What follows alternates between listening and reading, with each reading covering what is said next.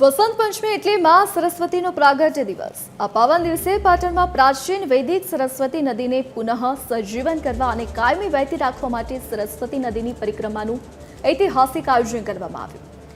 આનંદેશ્વર મહાદેવ મંદિર ખાતેથી વૈદિક મંત્રોચ્ચાર સાથે સરસ્વતી પરિક્રમાનો સાધુ સંતોએ પ્રારંભ કરાવ્યો। 100થી વધુ સાધુ સંતો અને 500થી વધુ નગરજનો આ પરિક્રમામાં જોડાયા હતા। परिक्रमा सरस्वती नदी किनारे थी निकली पालड़ी, सागोड़िया, कुंतावाड़ा, अजीमाड़ा, रूनी गामों में फरीने सांजे 5 वागे आनंदेश्वर महादेव संकुल में परत आवशे।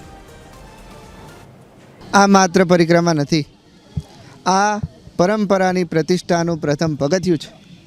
आजे नर्मदानी परिक्रमा मार्कंड ऋषिए करी हती अने आजे समग्र पाटण सरस्वतीनी परिक्रमा करवाने जई रह्युं छे।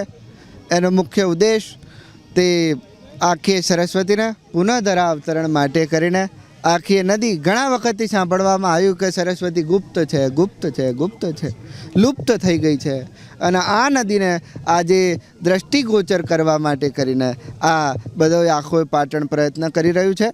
आ जे परिक्रमा छे मां सरस्वती वैदिक नदी के जेनुं ऋग्वेदमां खूब ज श्रेष्ठ वर्णन है और एवी मां सरस्वती परिक्रमानुं आ प्रथम आयोजन आनंदेश्वर महादेव मंदिर पाटण उत्तर गुजरात खाते प्रारंभ थवा जई रह्युं छे। अने आ प्रथम परिक्रमा मां सरस्वती करी अने मां सरस्वती ए जे धरा अवतरण छे ए करवा माटेनो प्रयास अहींया आनंदेश्वर महादेव मंदिर थी तमाम सेवक अने तमाम कार्यकरो द्वारा ए मां सरस्वती आ धरा पर आवे ए भावथी अहींया प्रथम परिक्रमानो प्रारंभ करवामां આવ્યો છે।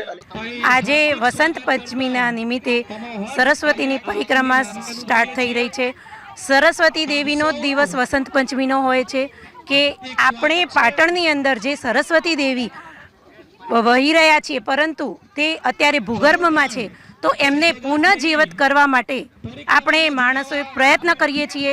પ્રયત્નની અંદર ઘણા બધા સંતો, મહિલાઓ, પુરુષો બધા જ જોડાયેલા છે અને આપણો ધ્યેય એ જ છે કે આપણે આપણી માતા સરસ્વતીને ફરીથી વહેતી કરવાની છે।